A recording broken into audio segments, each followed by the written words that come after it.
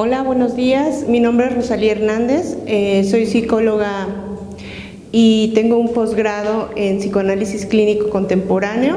Vengo de parte del Colegio de Profesionales de la Psicología del Estado de Michoacán y el día de hoy les voy a dar un tema referente a la pandemia.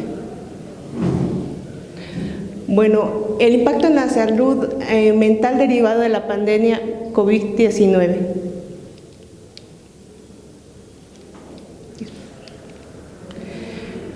La Organización Mundial de la Salud nos dice que la salud mental es algo más que la ausencia de trastornos mentales y que está determinada por múltiples factores. Estos son socioeconómicos, ambientales, factores biológicos y también psicológicos. Así es que nuestra salud es un estado de completo bienestar mental y social y no solamente la ausencia de afecciones o enfermedades. La Organización Mundial de la Salud nos dice que no hay salud sin salud mental. Bueno, como todos sabemos, la situación de la pandemia ha sido global. En la historia, a lo largo de la historia del mundo ha habido crisis en donde nos tenemos que enfrentar a ciertos cambios. Estos son pues a partir de las guerras, a partir de los desastres naturales y no son muy frecuentes las pandemias, pero en este caso, por ejemplo, el coronavirus inició en China a finales del 2019 y ya en una forma oficial dentro de China se nos dijo que en enero del 2020 ya se presentaban los síntomas de la enfermedad, ya era una enfermedad como tal, y en marzo del 2020 ya se declaró como una pandemia, por lo que la Organización Mundial de la Salud nos informó para prevenirnos sobre esta situación a nivel mundial. Como sabemos, el coronavirus es una enfermedad respiratoria muy contagiosa y aparte de esto puede tener consecuencias ya sea leves o graves. Los síntomas todos los conocemos, que van desde la fiebre, escalofríos, hasta la pérdida del olfato y el gusto. La pandemia vista desde el psicoanálisis. Bueno, como todos sabemos, Sigmund Freud es parte importante de la historia en la psicología y en 1930 él nos habló en un texto que se llama Sobre el malestar de la cultura, donde nos dice que el sufrimiento amenaza al hombre de tres partes. Él dice, desde el cuerpo propio, que destinado a la ruina y a la disolución, no puede prescindir del dolor y la angustia como señales de alarma. Desde el mundo exterior, que puede abatir sus furias sobre nosotros y con fuerzas hiperpotentes, despiadadas y destructoras. Por fin, desde los vínculos con otros seres humanos. Así es, este virus nos vino a atacar desde el mundo exterior, nos atacó nuestro propio cuerpo y atacó incluso nuestros vínculos sociales con otras personas, con otros seres humanos, por lo que empezamos un aislamiento a partir del coronavirus y pues por mucha preocupación dentro de nuestros hogares por una incertidumbre de no saber qué es lo que estaba pasando.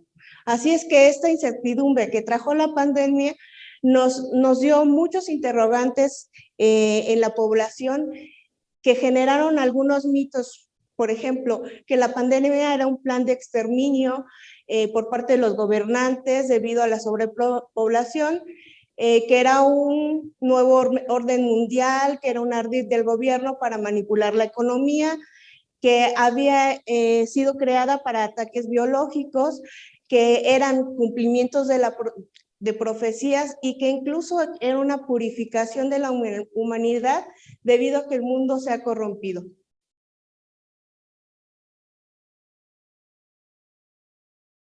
Todo esto que les acabo de mencionar son mitos que se generaron dentro de la población con el único fin de descargar esa angustia interna y de tratar de evitar la realidad que se estaba viviendo en ese entonces. Estamos hablando ya casi de 2 años, tratando de encontrar una explicación a esto que estaba sucediendo, y pues definitivamente el coronavirus paró de alguna manera a la humanidad en todos los niveles.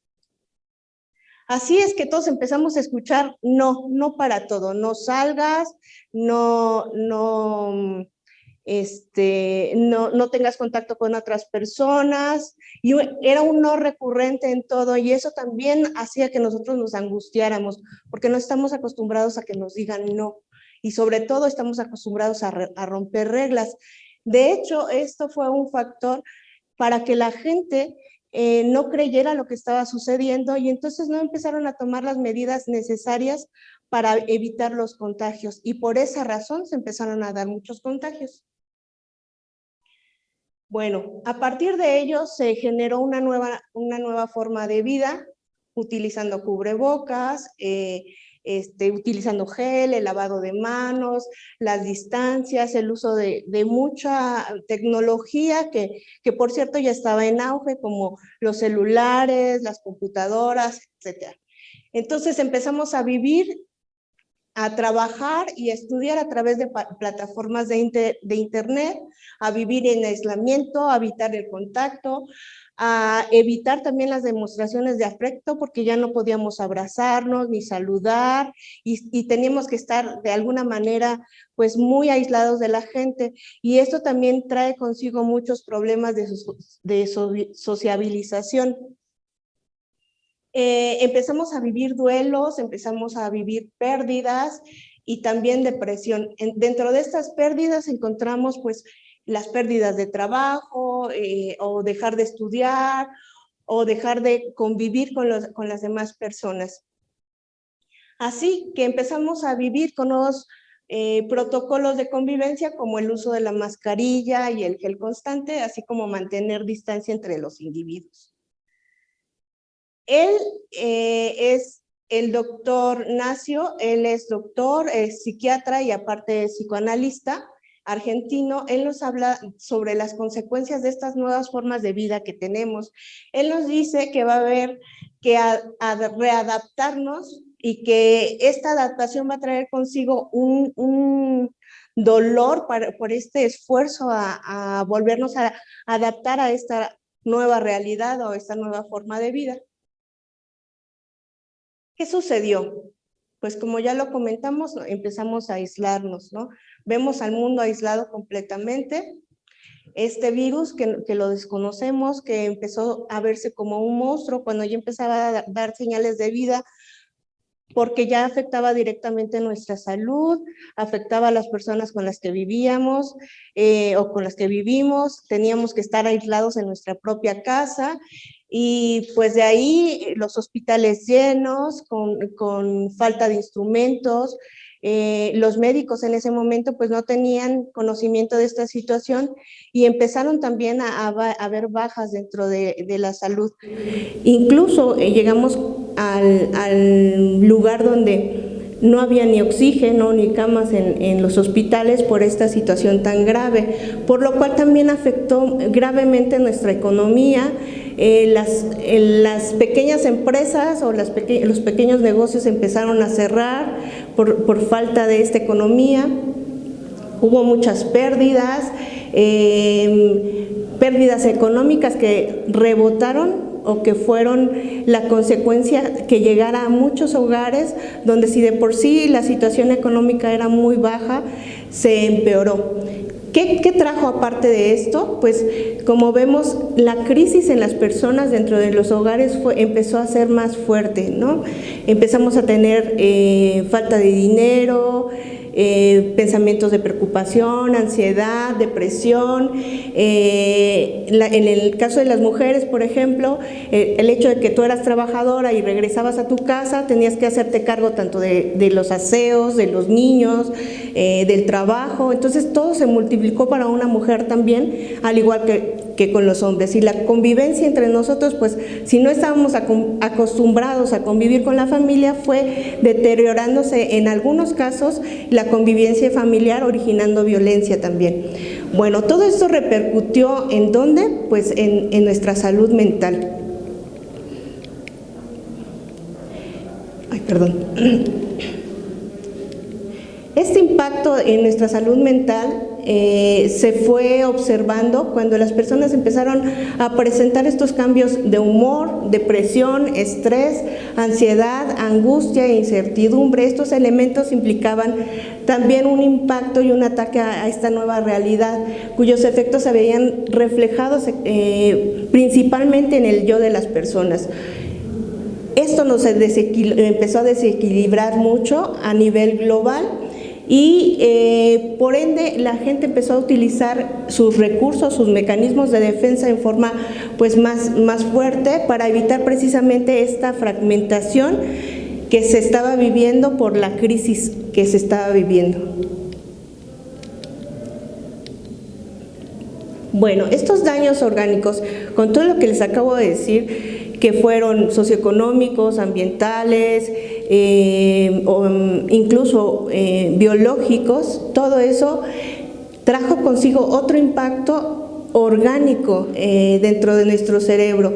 Este impacto fue el descenso de la serotonina, la dopamina, la noradrenalina, el glutamato y el GABA. Todos estos son neurotransmisores que nos ayudan para que nosotros tengamos un bienestar, nos sintamos saludables, equilibrados. El GABA, por ejemplo, es el inhibidor para el sistema nervioso. Entonces, todos ellos nos ayudan a que estemos funcionales, que tengamos buena cognición, buena función motora, motivación, con ganas de salir adelante. Pero a medida que se fue incrementando esta situación de la pandemia, en algunos casos, no en todos, las personas empezaron a bajar orgánicamente en estos transmisores.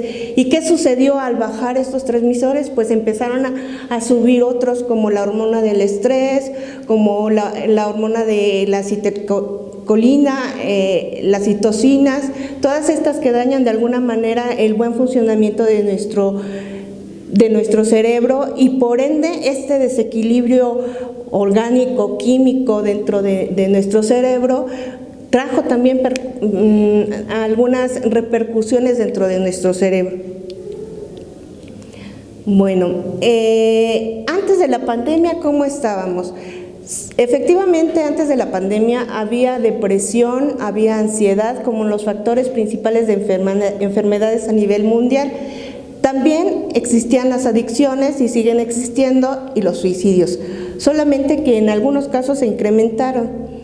Durante la pandemia, como ya les había mencionado, empezaron a haber cambios de humor, depresión, ansiedad, angustia, incertidumbre, insomnio, alteraciones de la conducta alimentaria. Y agregado a esto, empezaron a verse o a observarse más violencia intrafamiliar, en donde ya la había y en donde no la había empezaba, ¿no? En algunos casos. Los desempleos y los duelos. Sumado a todo ello que les acabo de comentar, pues es nuestra persona, es decir, la estructura de personalidad con la que nosotros contamos, con la que nos permite tener contacto con las demás personas, las enfermedades mentales que también ya algunas personas tenían, o trastornos mentales que también pues se incrementaron, como el trastorno obsesivo compulsivo, los trastornos de ansiedad, etcétera. Agregado a esto, hay otros factores de riesgo como son las enfermedades crónicas, la diabetes, la hipertensión, en el caso de los fumadores, en el caso de los adultos mayores y también en el caso de las mujeres embarazadas. Imagínense toda esta situación en una sola persona con tantas complicaciones ambientales y socioeconómicas. Bueno, al darse la enfermedad de COVID, aunado a esto que ya les comenté, en algunos casos controlados, porque ya empezaron a ir al psicólogo, cosa que antes de la pandemia quizá o mucho antes no se utilizaba esta salud mental como principalmente en nuestro país. En otros países como Argentina, España, son países que están acostumbrados a que las personas no nada más van al médico, sino también van al psicólogo para mantener un equilibrio en su salud. Entonces, se presenta el coronavirus en una persona y entonces empieza el miedo a la enfermedad, el miedo a morir, el miedo a contagiar a alguien, los sentimientos de culpa cuando contagias a un ser querido, el estrés que se activa inmediatamente de que sabes que ya estás contagiado. Después de ello, cuando ya sales, te recuperas de la enfermedad, los síntomas y las situaciones que se empiezan a presentar post-COVID son fatiga, alteración del sueño, alteraciones emocionales, depresión, ansiedad, estrés postraumático, además, en algunos casos también alteraciones neurológicas. Bueno, el doctor Nacio nos habla de una nueva depresión con respecto a todo esto que vimos y es muy interesante lo que él ha descubierto. Él está en Europa principalmente, que fue el primer impacto después de China, que estuvo muy grande. A él le tocó vivir esta parte de los confinamientos y desconfinamientos y en sus estudios nos ha mostrado que hay una variante inédita de la depresión clásica y esta contiene en sí la tristeza de angustia, la tristeza ansiosa, la tristeza atormentada y la tristeza irritable que empezaban a presentar algunas personas en los confinamientos.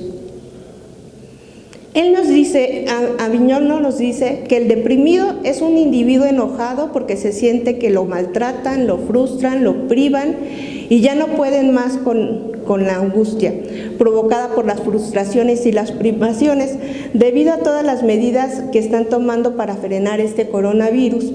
Este individuo entonces está enojado con el mundo y está enojado con los gobiernos también porque lo sienten incompetentes en este sentido, porque él considera que no han tenido todas las medidas necesarias para controlarlo.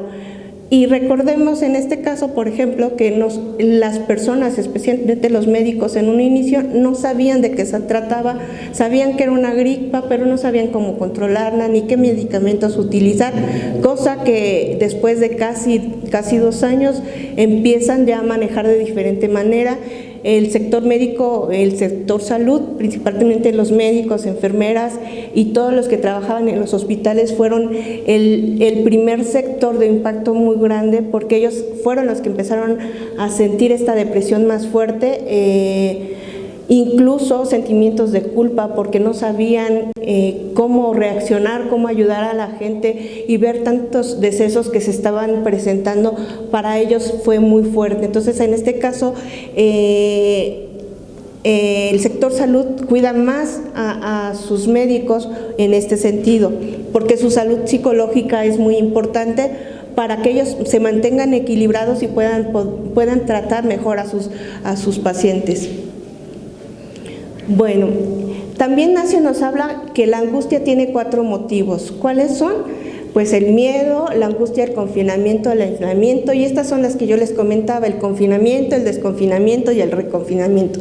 Esto es el confinamiento y nos los presentaron con semáforos, rojo, hay que volver a estar dentro de confinamiento. Y ya cuando la cosa iba bajando en cuanto a los contagios, otro semáforo verde y entonces la gente nos confiamos, o el amarillo nos confiamos, volvimos a salir, pensamos que ya todo está controlado, dejamos de utilizar estas medidas que son muy necesarias como el cubrebocas, el gel. Y esta rebeldía natural pues en el hombre nos vuelve a traer otra vez una alza en los contagios de COVID y otra vez nos volvemos a confinar, ¿no? Entonces esto es el reconfinamiento del que él habla. Estos subes y bajas que tenemos que también afectan mucho nuestra salud mental. La otra angustia que él menciona es la angustia, la incertidumbre económica, que es lo que les había mencionado en un inicio, y esta angustia incluso por saber qué va a pasar en el futuro. Voy a estar, me voy a enfermar, me voy a morir, si tengo hijos, ¿quién se va a ocupar de ellos? ¿Cómo va a estar la economía de la casa? Muchas, sobre todo en el factor de la población en general, hubo personas que empezaron a ser más resilientes y aceptar esta situación, y lo que empezaron a hacer fue a lo mejor un negocio, a lo mejor vender, no sé, algunas frutas, o a lo mejor vender alguna cena, y esto les ayuda un poquito más en su situación económica, debido a que probablemente sus parejas se quedaron sin trabajo. Bueno, lo más fuerte vivido, creo yo, aparte de todo esto, es la situación de los duelos. Los duelos es una causa muy fuerte de depresión, y una depresión que, si no es detectada a tiempo, puede traer consigo muchas consecuencias sociales, económicas y de otro tipo. Ignacio nos dice que hay duelos por la muerte de un ser querido, duelos por la pérdida del trabajo, duelos por ruptura de una relación de pareja y pérdidas de residencia. Bueno, hasta aquí es algo general en cuanto a las personas adultas. Hay algo que creo yo que no se ha tocado mucho y que es importante que tomemos en cuenta. El impacto de la salud en los niños. Los niños también sufren, aunque creamos que están pequeñitos, ellos perciben su ambiente, ellos están tan acostumbrados a vivir de diferente manera que esta situación del encierro también fue complicada o es complicada para ellos. ¿Por qué? Sobre todo para los niños pequeñitos que están en formación, que empezaban a socializar.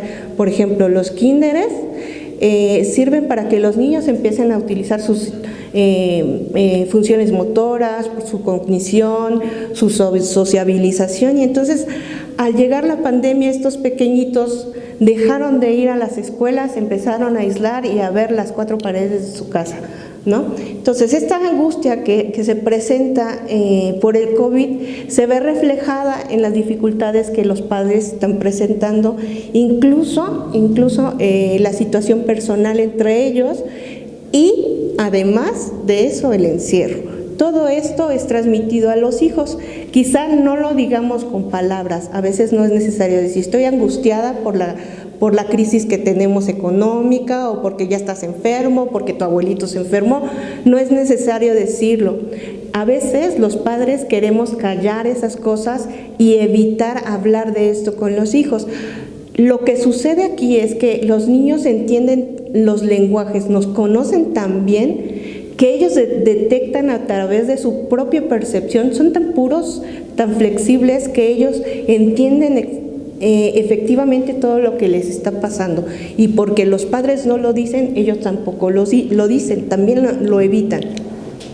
Entonces, estos niños que conocen a sus padres también cuando están alegres, enojados, preocupados, empiezan a tener los mismos síntomas que los adultos en baja escala. Pero como los adultos a veces estamos tan preocupados por nuestra situación económica, de salud, etcétera, no nos damos cuenta que nuestros hijos están sufriendo esta situación. Bueno, los niños perciben de diferente manera de acuerdo a su edad. Ellos también presentan ansiedad, presentan depresión, presentan comportamientos o síntomas físicos. Ellos también sienten miedo, también se sienten tristes, también pueden estar irritables, pueden presentar llanto fácilmente y tienen cambios bruscos de humor, también de estados de ánimo. Esta conducta que están presentando los niños en estos casos puede empeorar. Y a veces los padres no sabemos escucharlos. Entonces, ¿qué sucede ahí? Nosotros, en vez de preguntar a nuestros hijos qué es lo que les está sucediendo, cómo se sienten, o si quieren platicar con ellos, los regañan, les imponen castigos. Entonces esto va empeorando todavía más su situación. Ellos tienen una dificultad. Ellos no expresan como nosotros lo que sienten, porque todavía no conocen muy bien las emociones. Entonces, ¿qué hacen ellos a veces para si alguna persona que está aquí es mamá o que está cuidando a un niño? Es muy importante que vean sus juegos. Los niños, a través de los juegos, se expresan como los adultos, con el lenguaje, así es. Ellos, jugando, nos pueden decir qué es lo que les está pasando y qué ansiedades y problemas traen. La cuestión aquí es prestarles atención y prestarles escucha. Ellos también presentan síntomas físicos, dolores de cabeza, dolores musculares, falta de aire, falta de apetito, falta de sueño, y empiezan a presentar actitudes regresivas, es decir, pueden empezar otra vez a hacerse pipí, a lo mejor en la cama, o no saber controlar las ganas de ir a pipí y se les sale, pueden chuparse el dedo, pueden querer en las noches incluso regresar a la cama de los papás para sentirse protegido. Entonces, cuando todo esto no es controlado, cuando todo esto no es identificado por los padres y cuando no hay una comunicación de padres a hijos, estos niños empiezan a presentar pesadillas porque no saben cómo elaborar toda esta situación que les está sucediendo. Obviamente estas actitudes regresivas son temporales siempre y cuando tengan una atención psicológica adecuada para ellos. Bueno, ¿cómo es que debemos de tener una prevención en nuestra salud física y salud mental? Pues evitando el exceso de información. Ya sabemos que nuestras redes sociales están muy llenas de información y a veces no es información agradable, a veces es información muy negativa, y si nos saturamos de ella, pues nuestra cabeza va a explotar. Y eso no nos va a ayudar a saber afrontar una situación como esta de crisis. Mientras más claras tengamos nuestras ideas, mientras menos nos llenemos de paja la cabeza, mientras tengamos herramientas y las sepamos utilizar tanto en el trabajo como en el hogar, todo va a ir marchando bien. Hay que identificar incluso las situaciones, las actividades agradables que les gusten realizar. Si a ti te gusta, por ejemplo, sentarte a tejer o a leer un libro, o te gusta cocinar, no sé, algo que a ti te guste, lo puedes intercalar incluso con actividades que no te gusten mucho. Si a ti no te gusta, por ejemplo, lavar, pero lo tienes que hacer, es una manera de ir intercalando actividades que te pueden ayudar a compensar lo que sí te gusta, lo que no te gusta, para sentirte tranquila y controlada. Mantener una vida social es muy importante también. ¿Cómo lo podemos hacer? Ahora pues ya sabemos que si nos cuidamos con un cubrebocas, que si utilizamos gel, que si utilizamos esta distancia que nos marca, podemos estar bien. Si nos reunimos en espacios abiertos como el campo o en un lugar, si vamos a comer, que sea un lugar abierto donde haya pues oxígeno, más oxígeno, nos podemos socializar de una buena manera. Pero también, si no puedes, si tienes mucho miedo al salir por esta situación, también no hay en las situaciones en tus redes sociales como tu Facebook, como tu YouTube, como tu WhatsApp, en tus llamadas, en tus videollamadas, todo eso te puede ayudar a aligerar esta carga y a mantener ese contacto social con los demás. Fomentar la libertad emocional, ahí está mal. Es decir, que nos sintamos libres de expresar con nuestra pareja o con nuestros hijos lo que nos está sucediendo para poder controlarlo. Una vez que tú hablas de lo que te sucede, la carga es menos pesada para ti. Si no gustas de actividad física, puedes hacer otras cosas dentro de tu casa, no sé, a lo mejor subir y bajar escaleras si tienes escaleras, cosas que te ayuden a activarte y a mantenerte en movimiento. Si te gustan las actividades físicas, puedes continuar realizándola en espacios abiertos, como caminar, bicicleta, no sé, estar en el aire libre, en el campo, jugar con tus hijos. Incluso puedes acceder, se aconseja en este sentido que podamos continuar accediendo a la naturaleza, es decir, yendo a lugares abiertos como el campo, como el zoológico, lugares donde nos permitan estar en sociabilización, pero con un distanciamiento pues básico para que podamos sentirnos mejor, que nos dé la luz del sol, eso es muy muy importante. Hay personas que se la pasan encerradas y no reciben ni siquiera la luz del sol, y eso es fundamental. Somos como las plantitas, también necesitamos de la luz del sol. Tratar de llevar una buena alimentación, mantener horarios del sueño, esto es higiene del sueño, practicar ejercicios de relajación, de respiración. Hay algunos como la yoga, la meditación, todo eso nos ayudan a equilibrar de alguna manera esta situación. Mantenernos hidratados, alimentarnos bien y en caso de ser necesario por nuestras enfermedades, establecer chequeos médicos constantes. Y pues evitar los pensamientos negativos. Ahora, ¿qué podemos hacer en cuanto a los padres, los niños y los adolescentes? Mi sugerencia en cuanto a estas emociones es reconocer lo que está pasando. Habla con honestidad con tus hijos, ellos te lo van a agradecer. Enséñale a tu hijo a verbalizar y a expresar sus emociones. Pregúntale cómo te sientes. Si él no se sabe explicar, guíalo para que él vaya sintiendo y pensando la emoción y la pueda expresar. Validar estas emociones es bien importante para los niños. Explícale que estas emociones que él está sintiendo son aceptadas para ti. Es decir, que está bien que tenga miedo, que está bien que se sienta frustrado, porque es natural, porque hasta los adultos lo sentimos.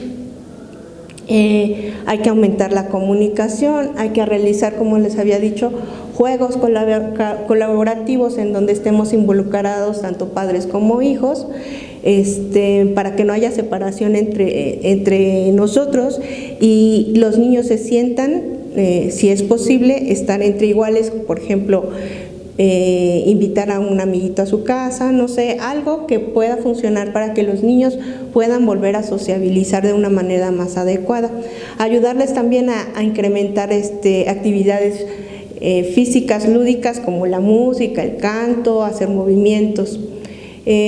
También otra cosa que nos ayuda en esta situación de los pequeños, pues es realizar métodos de relajación con ellos para minimizar el estrés y saber manejarlo, y en ellos es también muy importante tener una higiene del sueño y mantener los horarios en lo más posible.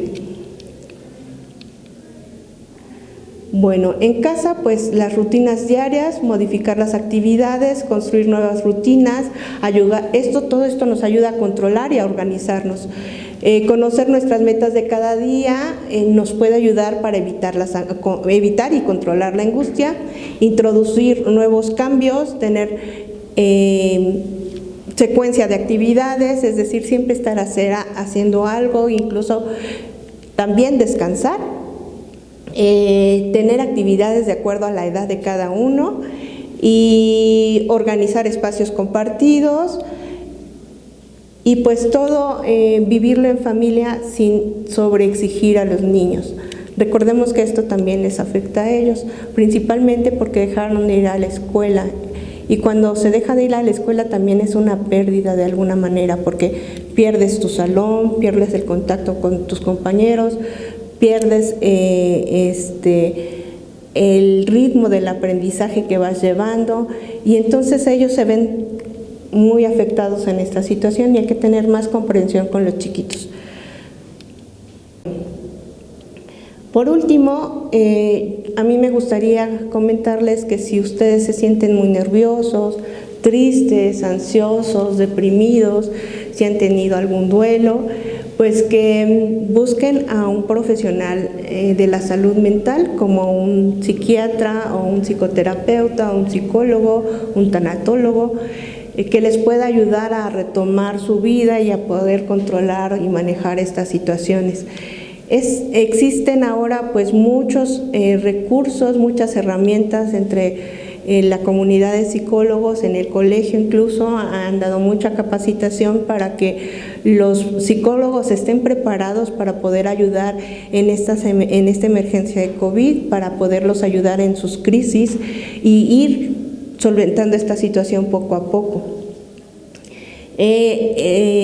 Puede haber primeros auxilios psicológicos, podemos tener terapia ocupacional, puede haber terapia conductual, podría decirles muchas, pero cada caso es diferente, cada caso va a ser tomado de diferente manera y cada persona la vamos a ayudar de acuerdo a su estructura de personalidad, de acuerdo a sus mecanismos de defensa, de acuerdo a los conflictos que estén presentando. Por eso no se los doy así como muy qué tratamiento se puede dar para cada persona.